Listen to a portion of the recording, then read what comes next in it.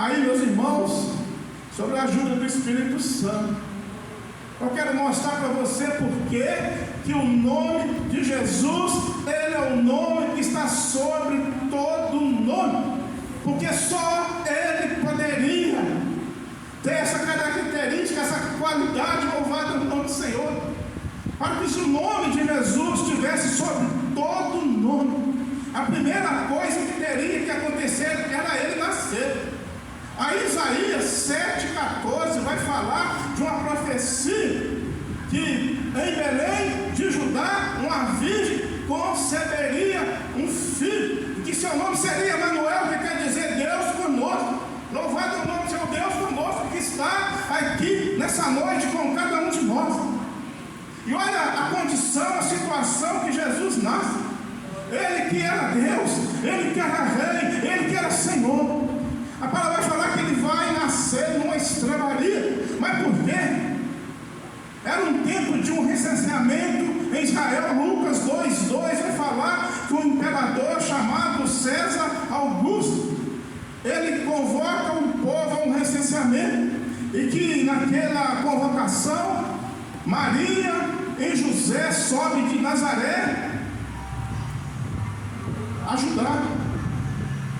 E a palavra fala que ela já estava nos seus dias, e que chegando ali na casa de alguns parentes não havia hospedagem, e que então eles são locados numa estrebaria, um local para cavalos, e ali nasce o Filho de Deus. Louvado é o nome do Senhor. Aleluia.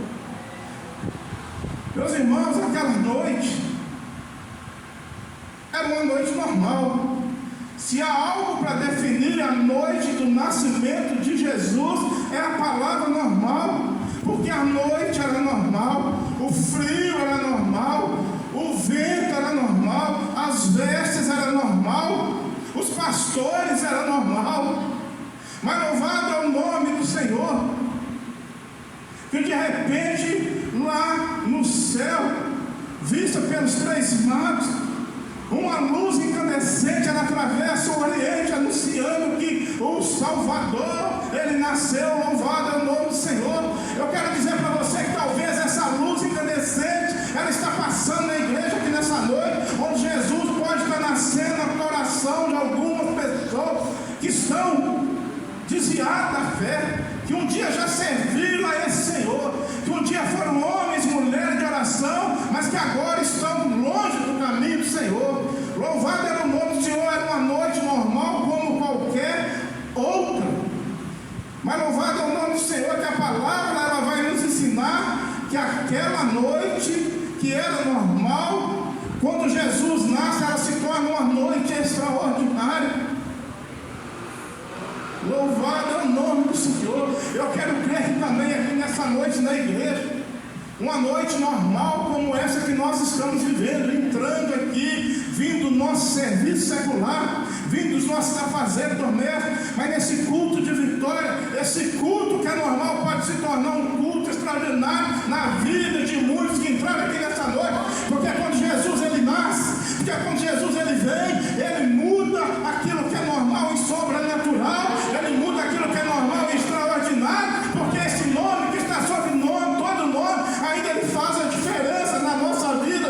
Louvado é o nome do Senhor, aleluia. Só quem crê que Jesus pode mudar o que é comum, é extraordinário. Dê um grito de glória a Deus aqui nessa noite. Louvado é o nome do Senhor, aleluia. Glória a Deus, aleluia. Meus irmãos, interessante que a carta fala que Jesus, ele se aniquilou ou se humilhou tomando a forma de servo. João capítulo 1 vai falar que ele era o verbo que estava com Deus, que ele era Deus e que ele desceu a essa baixa terra para que o mundo tivesse uma oportunidade de salvação. Assumiu a forma de homem como eu, como você. Rafael falou aqui sobre algumas naturezas humanas de Jesus, também falou sobre a sua natureza divina. Eu quero citar aqui alguma coisa nesse sentido. Como homem, Jesus nasceu de uma mulher. Mas como Deus, Ele já existia antes da fundação do mundo, louvado é o nome do Senhor. Como o homem, Ele dormiu na polpa de um barco.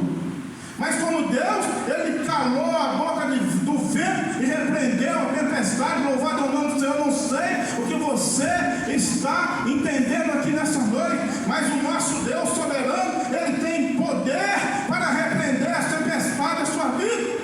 Aleluia. Mas o que está faltando para Jesus mudar a minha história, o meu rumo da minha vida, é crer que nesse nome tem poder. Há muitos buscando lugar, pisando em lugares que não agradam o nome do Senhor. Há muitas pessoas colocando os olhos naquilo que não agrada o nome do Senhor, dia a dia, noite a noite, anulando em si a salvação do Senhor. Meu irmão, onde você está colocando seu pé? Meu irmão, minha irmã, onde você está colocando seus olhos? Meu irmão, minha irmã, onde você está digitando? Eu não conheço aquilo que você está fazendo, pastor Benedito, não, pastor Zé Geraldo, não, irmão Gutenberg, não, pastor Rafael, não, mas o vosso Deus, a palavra fala que Ele é onisciente, Ele é onipresente, e Ele está em todo lugar. Sim. Deus está buscando verdadeiros adoradores. A palavra de Deus vai nos ensinar que sem santificação nenhum de nós veremos a Deus. Você quer vitória? Santifica a sua vida. Volta a orar, volta a madrugar, volta a jejuar, volta à leitura da palavra. Aí está o verdadeiro caminho da vitória na sua vida e na sua família. Louvado é o nome do Senhor. Aleluia. Como homem, ele teve fome, mas João vai falar que como Deus, Ele é o pão da vida que desceu do céu. O que tem nos faltado, meus irmãos, eu posso falar que não tem nos faltado nada, que Jesus todo dia, em todo sempre, Ele com a sua boa mão tem sustentado essa casa, tem sustentado essa igreja, tem sustentado todo o trabalho direcionado daquele que precisa, daquele que busca, daquele que é necessitado. Como o homem, ele teve sede, como Deus, Ele é a fonte das águas que jorra para a eternidade, louvado é o nome do Senhor.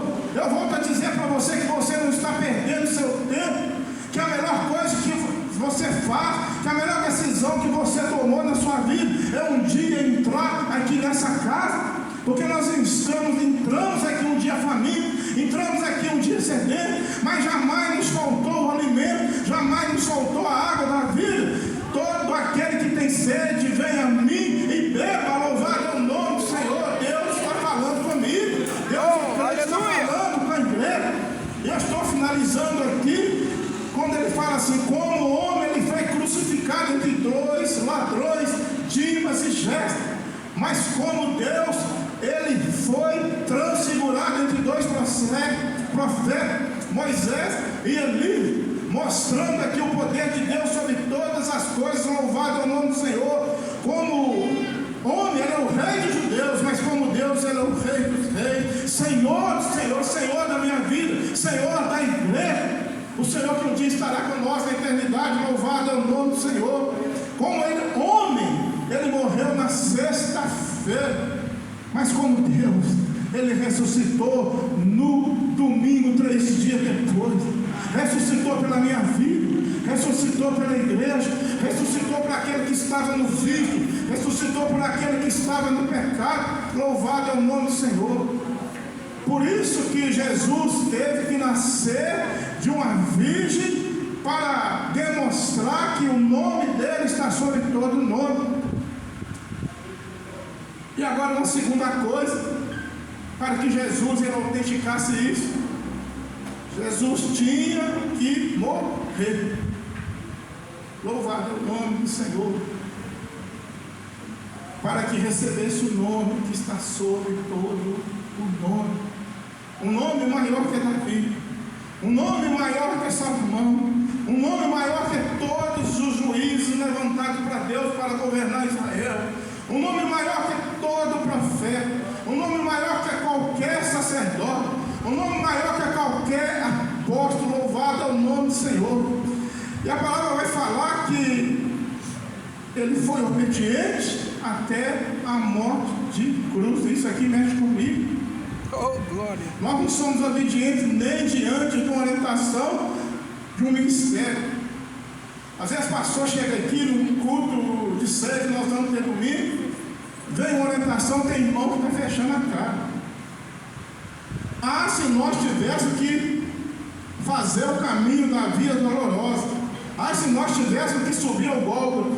Ah, se nós tivéssemos que um dia ser pregoado uma cruz. Ai de nós, se nós não ouvimos nem uma pequena orientação do Senhor sobre aquilo que nós vestimos, sobre aquilo que nós vemos. Tem irmão fechando a cara, tem irmão falando que não volta mais para a igreja, tem irmão falando que o pastor é duro demais, mas duro sim é a palavra do Senhor. Quando ele fala naquele duro discurso, a maioria vai indo embora um a um. De 70 homens sobraram 12, e um ainda ia de o trair. E Jesus não está nem aí. Quereis vós ir também? Vai embora. Meu irmão, você sabe o que é ir embora na presença do Senhor? É perder a bênção da salvação.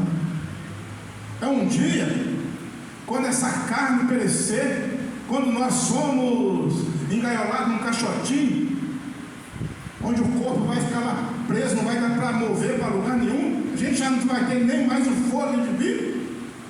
E dali para lá, o que Deus vai poder fazer na nossa vida se nós rejeitamos Ele quando estamos aqui na casa do Senhor? Meu irmão, hoje é dia de meditar, de fazer uma reflexão na nossa vida. Como que está a minha vida diante de Jesus, aquele que tem um nome sobre todo nome? Será que o pastor vai precisar subir aqui mais uma vez? Vai precisar exortar a igreja? Será que nós já não podemos mais andar com as nossas próprias pernas, dando bom testemunho daquilo que Jesus fez em cada um de nós? Porque a palavra vai falar assim: de sorte que haja em vós o mesmo sentimento que houve também em Cristo Jesus. Jesus não negou, Jesus não voltou atrás, por causa da minha vida e da sua que está aqui nesse foro. E quando vai falar de morte e cruz, era a morte mais cruel, a morte mais dolorosa, uma morte que ele não precisava passar, uma morte que era reservada para mim, para você, para toda a humanidade. Mas quando lá no livro de Isaías também, o nosso Deus, ele fala que depois de anos e anos, décadas, séculos, milênios, ele procura alguém ao longo dos tempos para que o homem tivesse a sua aliança renovada com o Deus de Israel. Aí Deus vai levantar patriarcas, Deus vai levantar juízes, Deus vai levantar profetas, sacerdotes, reis, alguns, a qual a palavra fala que eram homens conforme o seu coração, mas em todos eles Deus não conseguiu o resgate da humanidade. Sabe por quê? Porque era homem como eu e você que está aqui nesta noite, homem cheio de sentimentos carnais, que por um período de tempo eles estavam firmes, mas que por outro período de tempo se desviavam da presença do Senhor, começavam bem e terminavam mal. Há um pastor que eu gosto muito que fala assim: o importante na nossa vida espiritual não é o início, não é o meio, mas é o fim. Como que nós vamos terminar, meus irmãos? Aí Deus vai levantar um justo, sem pecado nenhum, para que a humanidade ela tivesse sobre si a graça derramada e que o homem tivesse a sua aliança renovada. Louvado é o nome do Senhor. E aí Jesus entra na história. Nós citamos lá atrás, quando ele nasceu, onde ele nasceu, sobre humilhação, mas Jesus não olhou isso. E aí, aos 30 anos de idade, Jesus desce o Jordão para ser batizado por João Batista, sem pecado.